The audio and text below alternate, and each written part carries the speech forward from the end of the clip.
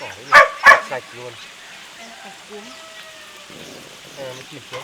Không chìm ra mà ăn đấy. Chìm lúc mình cho ăn phải thấy chứ. Cái nào nó không ăn được thì nó trôi giạt ra đây.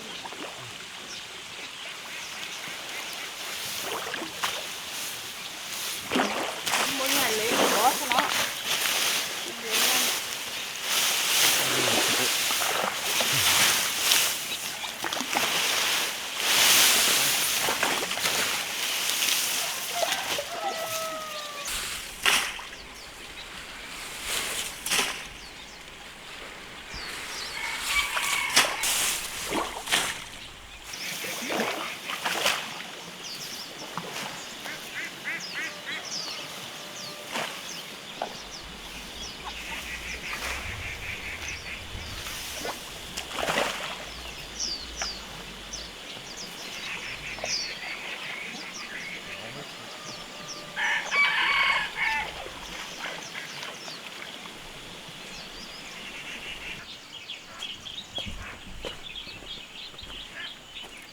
Wow,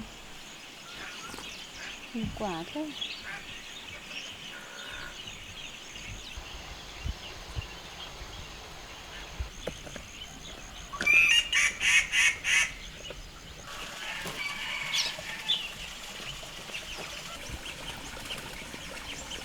Wow.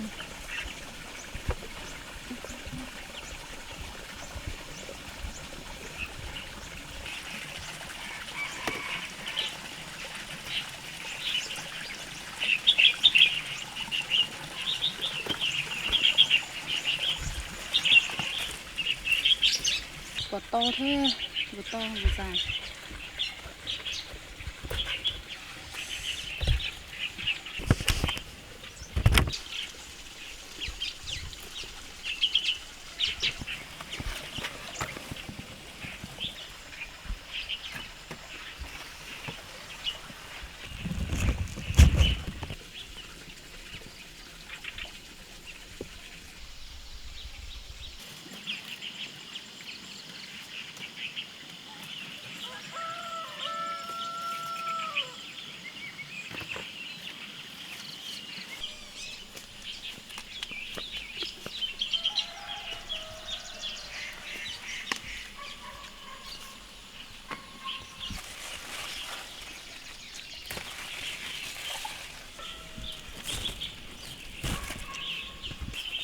Wow, nhiều thế.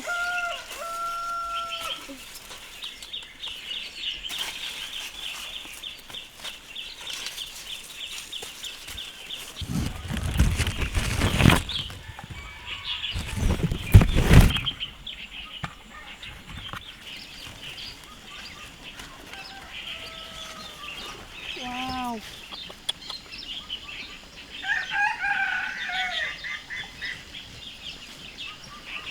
To thế.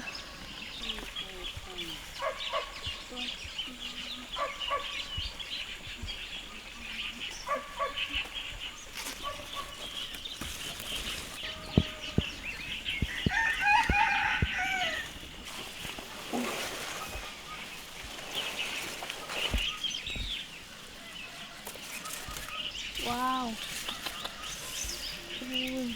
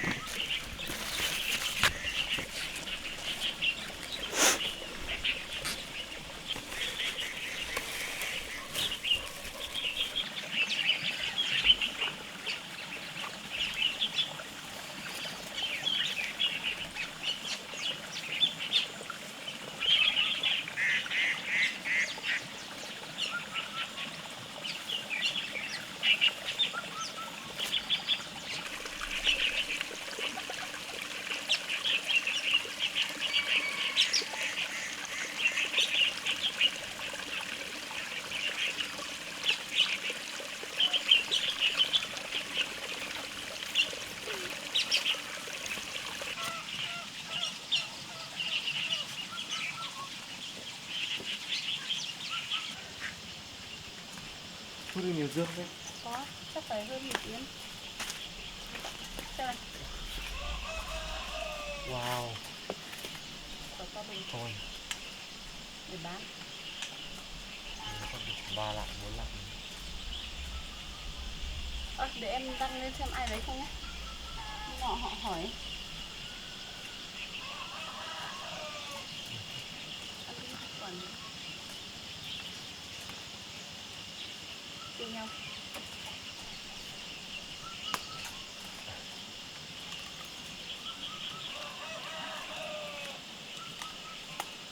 Cái con vẫn cơ gì chết rồi.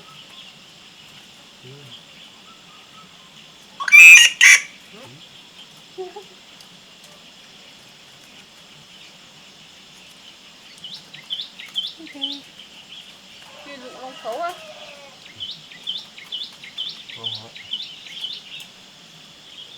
Không ăn được không? Ăn được không à? Ăn được sao?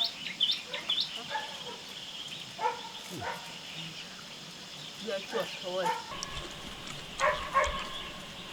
Được trước ăn không thấy giòn rồi, giờ này ăn giòn nhỉ? Thì chắc là nó vừa lại đầu tiên. Dừa nâu. Này mới sạch đi, ngon.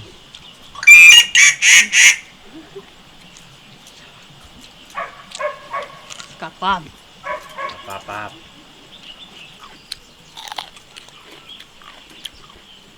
Ngon thế. Ngứa tay quá anh ạ.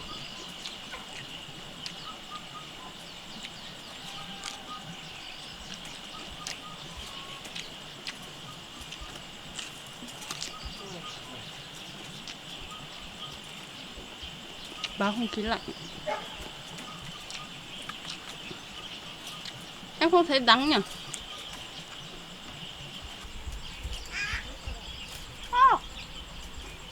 Bác Lạp! Bác Lạp! Bác Lạp Lạp!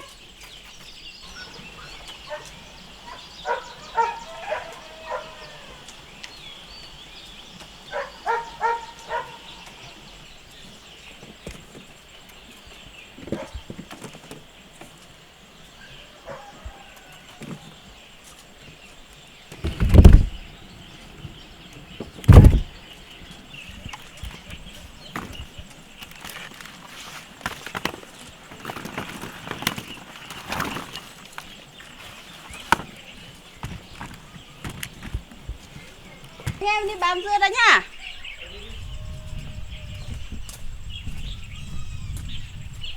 Tí anh thắp hương nhá, nhớ thắp hương bên kia nhá.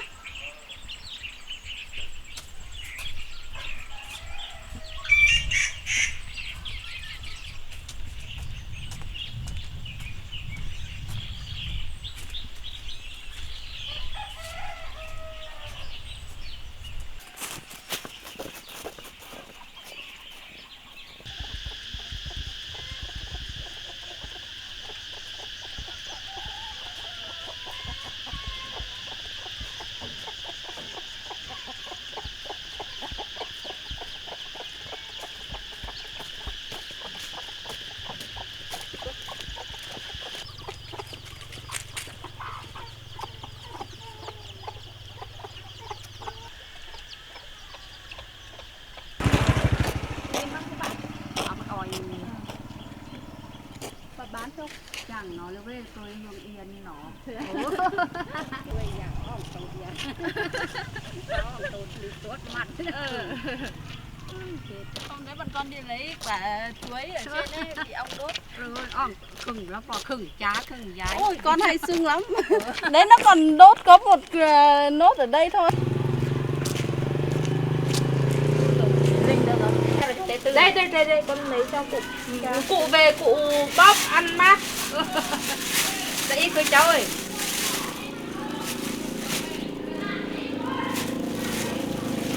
Đây. Được rồi.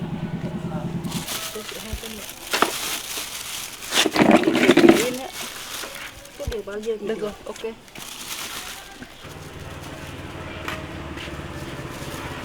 Hết rồi.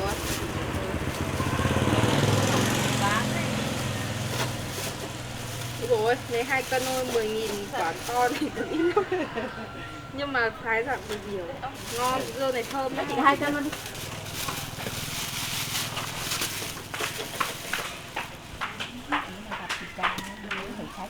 Đây này quả non này.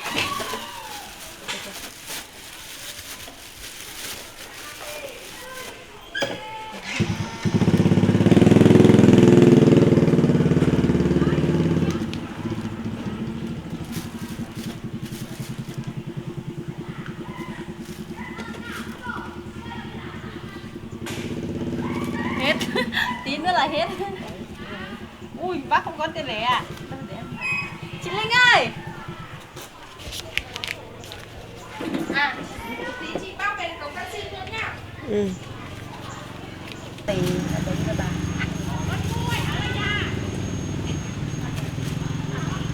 À chưa?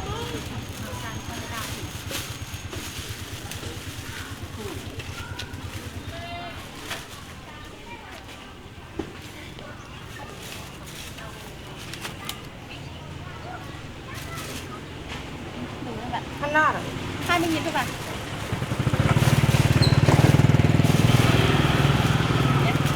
Đi nhé. Phải thêm mấy cái quả sâu này ba. Ôi ơi, chụp anh tròn à?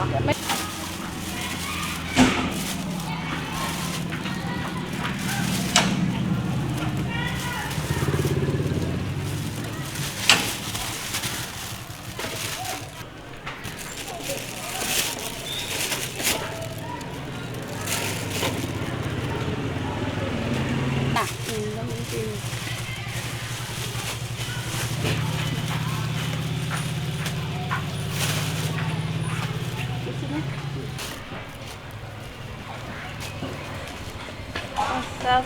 Em về đây.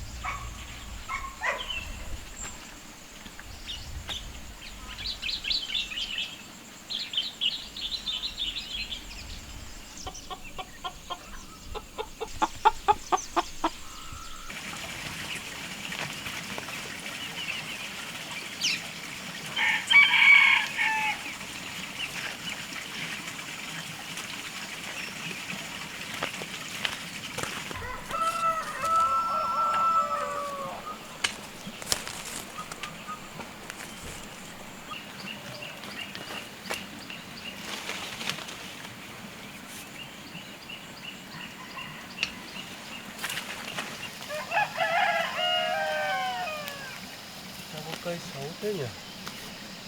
Thiếu phân quá. Mà nó vẫn ra quả. Ra quả cắt nó đi.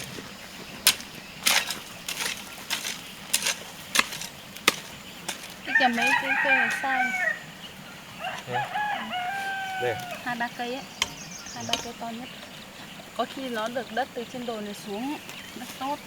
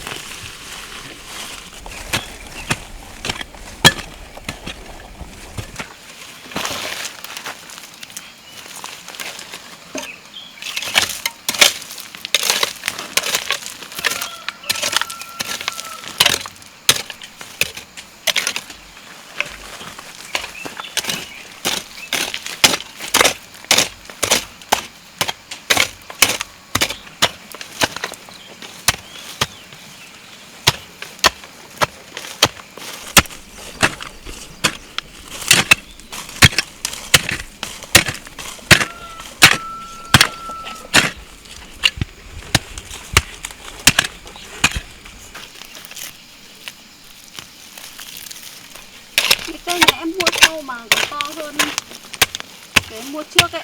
Đất tốt. Đất bên này tốt hơn bên kia nhỉ?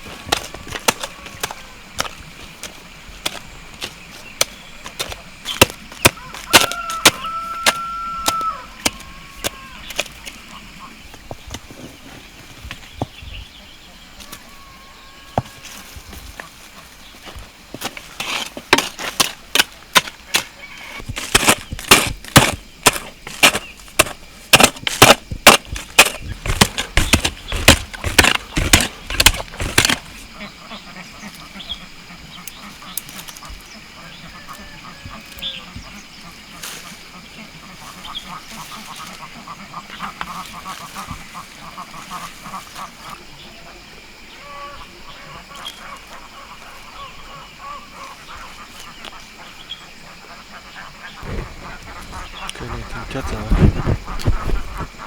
Được quá.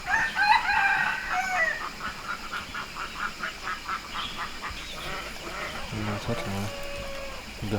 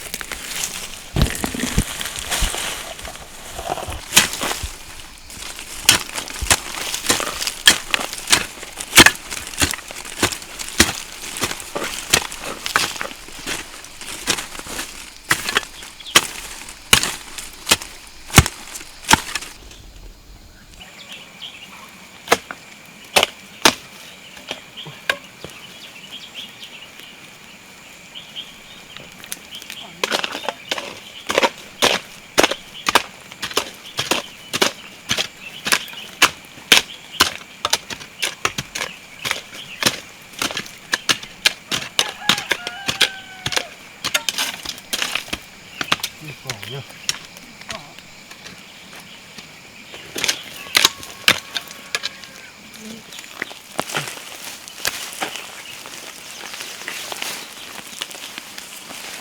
Được mưa này quả lên nhanh thế. Không bao giờ hết được quả. Đúng không? Nhổ xong hạt nó lại rơi xuống. Không đây.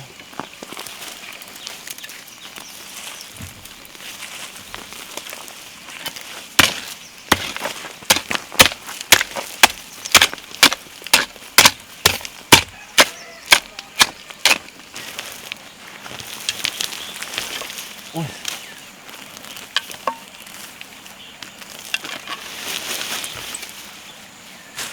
Để lên hòn đá này chân nó.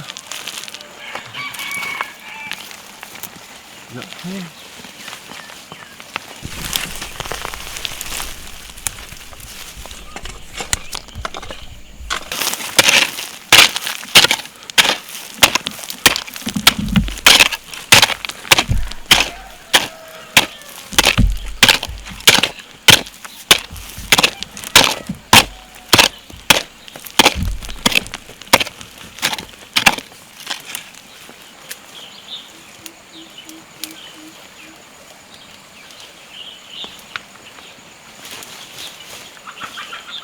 Năm nữa là quả đẹp rồi đấy nhỉ.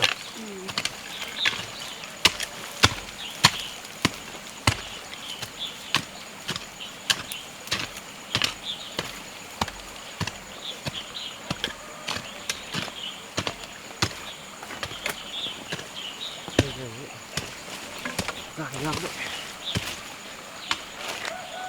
Đấy.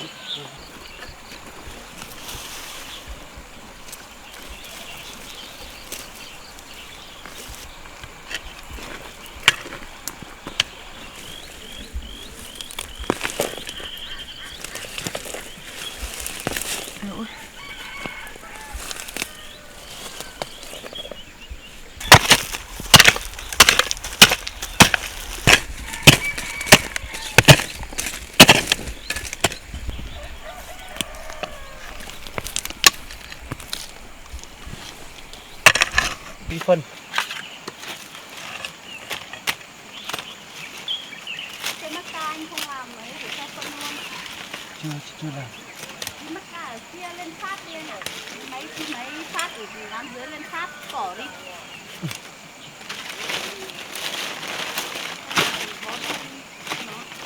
Được năm chưa? Hả? Được năm chưa? Chắc được rồi không? Bón phân vào đây cho nó. Đây. Anh đi tỉa mấy cái cây này. Tỉa đi cho nó Nó chuyển thành trên.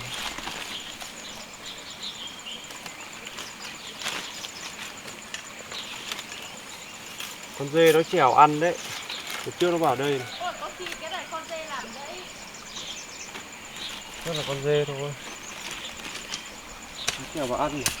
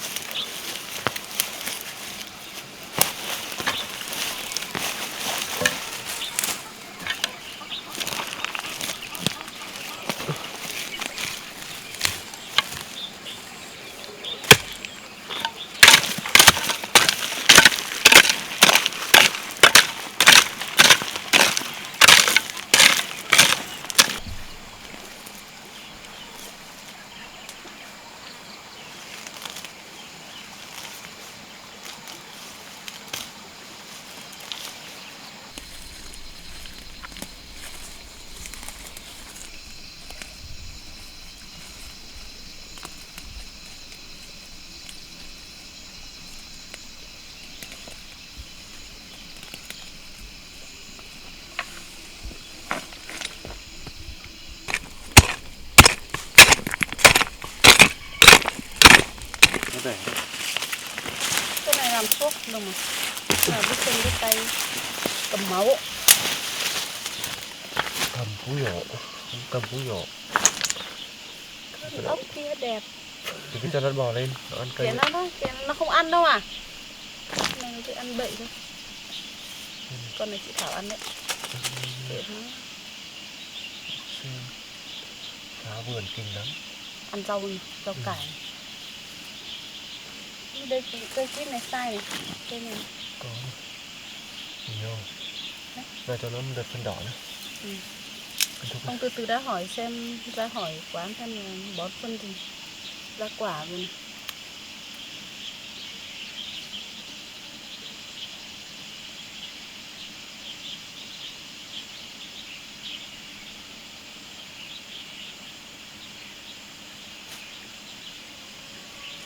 To này, cây dọc cái này to. Rất tốt này. Năm thứ 3 lớn nhanh. Năm thứ 2.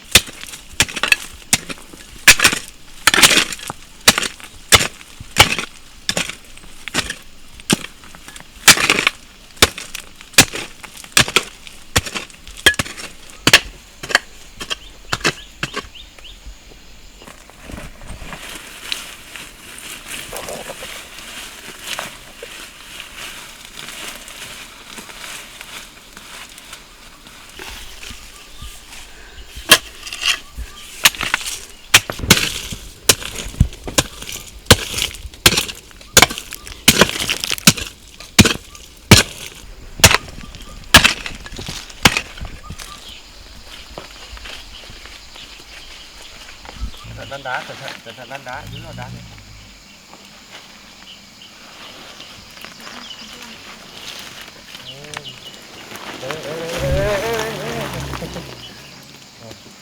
Tách luôn à?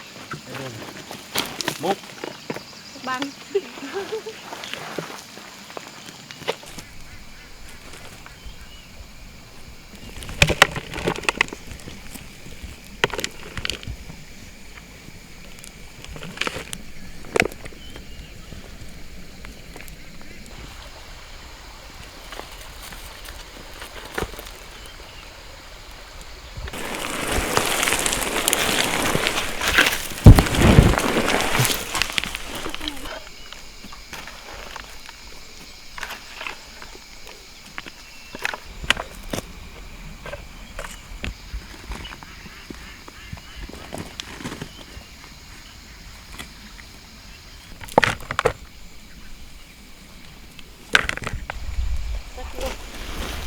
Hết rồi.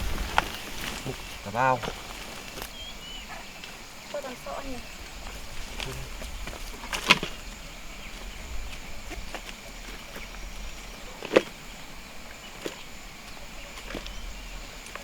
món đã sang tay này.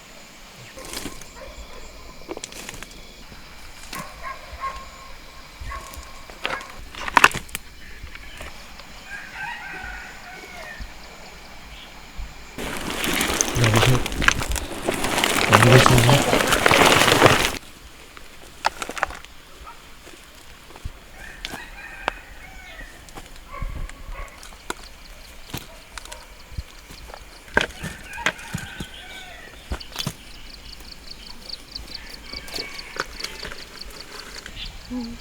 Mọc ra được 2-3 củ.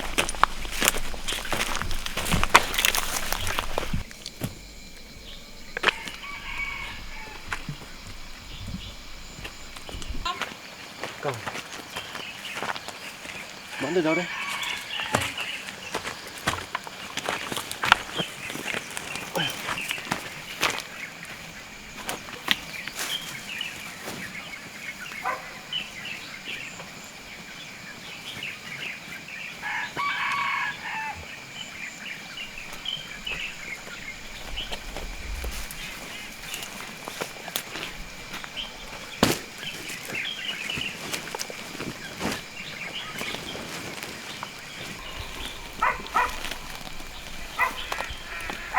Hết phân nhá?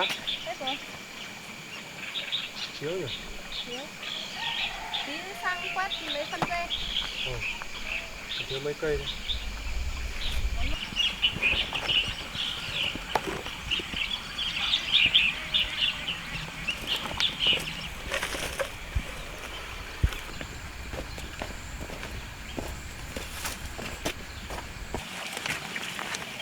Thiếu phân. Khoan này lần nữa nó hết. Có bao nhiêu mất giống? Chỉ cần lan rộng.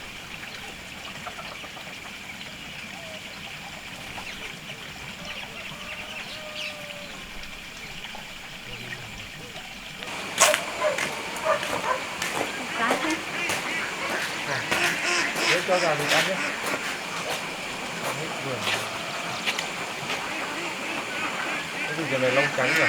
Đầu dây trứng chưa?